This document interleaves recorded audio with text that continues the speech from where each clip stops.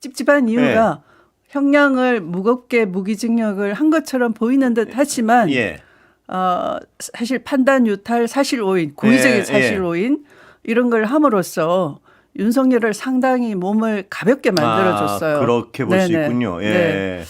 그래서 이 상태로 항소심을 가면 좀 불안하다라는 생각이 들고요. 고의적인 사실 오인. 그렇죠. 가장 대표적인 게 뭔가요? 의원님 보시기에. 아까 그 12월 24년 12월로 본 것. 23년 10월부터 기소가 됐지만 24년로 본 거. 그러나 다 사실 오인이죠. 왜냐하면 그 사이에 이미 노상원 수첩대로 실행이 됐고 또 노상원은 이미 11월 9일 날 그 정봉규나 뭐 정성욱을 불러가지고 정보사 대령을 불러가지고 11월 9일 날 곧 계엄이 있을 거다라고 해요. 그리고 구체적으로 계엄 상황이 발생하는데 오물풍선 도발을 하면은 우리가 대응을 하고 긴장을 조성하고 그러면 계엄에 멍분이 생기고 계엄을 지속할 수 있다라고 그렇게 알으라라고 하는 거예요. 그래서 계속 정보사령관 문상호한테 지시하고 직접 그다음에 정보사의 그 인원을 이미 다 파악을 해서 불법 수사단을 만들었고 차곡차곡 나갔잖아요. 그러면 지금 지기현처럼 느닷없이 12월 1일부터 계엄을 결심했다 하는 것은 아주 심각한 사실 오인에 해당되는 거예요. 거기서부터. 네, 그런 등등 해서 제가 볼 때는 사실 오인 부분이 너무 많은데 특히 뭐 치밀하게 준비 안 했다. 정말 이해 안 되는 얘기입니다. 그런데 치밀하게 준비 안 한 것은 이미 그 옆 재판부에서 무인기 이런 것에 대해서 이미 외환 유치 수사를 해서 기소한 걸 재판하고 있잖아요. 그러면 그 무인기는 아까 그런 오물풍선뿐만 아니라 무인기, 아파트 헬기 이런 등등 긴장 조성을 하기 위한 여러 가지 시도를 이미 준비를 하고 오랫동안 했잖아요. 그리고 우리가 아는 온 국민이 아는 무인기 헬기만 해도 24년 10월 초에 이미 무인기 헬기를 10월 초부터 10월 3일 뭐 8일 9일까지 세 차례 거듭거듭 띄우고 북한이 막 화를 내고 그랬잖아요. 그러니까 그런 등등을 다 판단 유탈을 한 거예요. 고의적으로. 그러면 왜 이걸 배척했는지에 대한 얘기는 아무것도 없고 갑자기 무슨 찰스 2세가 어떤 의미 무슨 뭐 외국 제도는 국회를 해산할 수 있는데 우리가 없어서 그렇다는 등 이건 그대로 조이대식 사고방식인 거예요. 이게 지금 1년 넘게 질질 재판을 끌면서 피고인 변호인에게 질질 끌려다녔잖아요. 그래서 저는 조이대 대법원 지기현 판사의 내란죄를 바라보는 인식 수준이다.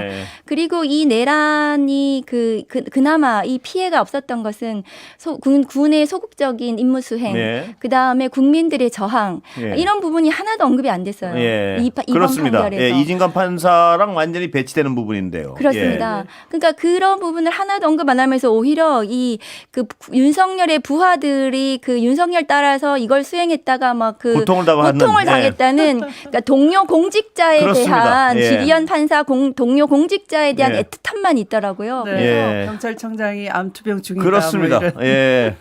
그래서 굉장히 이것은 잘못된 판결이다. 그러니까 지기현 판사의 어떤 동정심이 어디에 가 있는지를 분명히 드러내는 판결문이 있습니다. 보면. 지기현 혼자의 생각이 아니고요. 저는 조이대 대법원장의 생각이다라고 봅니다. 왜 근거는 뭐냐 하면 조이대 대법원장이 그 25년 1월 1일 신년사에서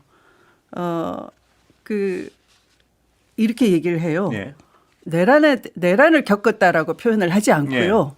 지난해 우리나라는 격심한 정치적 갈등을 겪었다 이렇게 얘기해요. 이걸 내란을 갈등이라 표현을 해요. 그리고 계엄과 탄핵 사태를 거치면서 혼란과 소용돌이에 빠졌다 그래요. 그러면 이건 완전히 탄핵 사태라고 할 수 있나요? 그러니까 내란 사태, 계엄 사태라고 해야 되는 것이고 탄핵으로 극복을 했다 이렇게 해야 되는 건데 국회의 헌정 질서 회복을 위한 절차가 탄핵이잖아요. 그게 헌재에서 심판 중이고.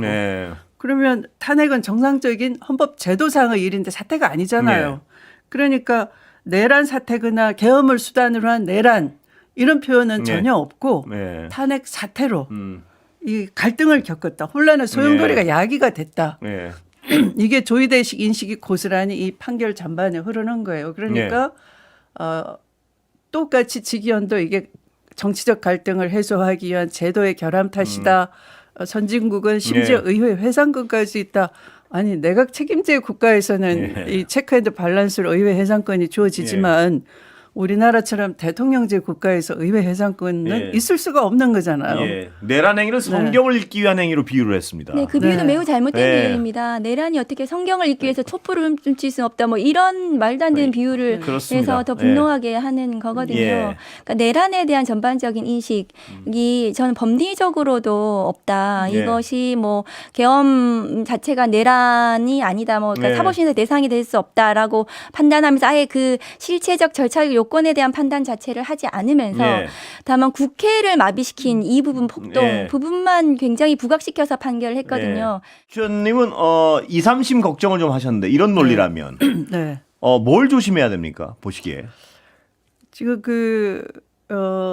항소를 하게 되면 이 서울고등법원 1부와 12부가 나란히 전담재판부가 됐어요.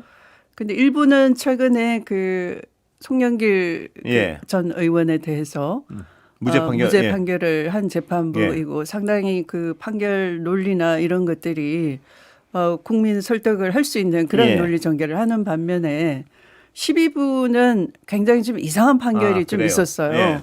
그래서 저는 박은정 우리 의원께서 말씀하신 것처럼 지금 그 국민 압박이 거세니까 이 사법개혁을 촉발시킨 직위원 재판부에 대해서 국민들이 불만을 계속 얘기하고 사법불신을 얘기하기 때문에 이미 판결은 허술하게 논리 모순이 가득 찬 국민들이 다 알고 있는 그런 사실마저도 판단을 하지 않거나 판단을 회피하거나 고의적인 사실 오인을 하고 빼먹기도 하고요. 그런데 그걸 무기징역을 한글로 봐서 말씀하신 그 사형 아니면 무기징역인데 이제 무기징역 해놓고 이걸 그대로 항소를 해서 만약 재판부 배정이 이상하게 되면은 이 상태에서 감경을 해줄 수도 있는 거예요. 그러면 저는 걱정이 이게 무기를 감경하면은 10년 이상이 되는 거예요. 그런 상태로 되면 어떡하나 하는 걱정이 좀 있죠.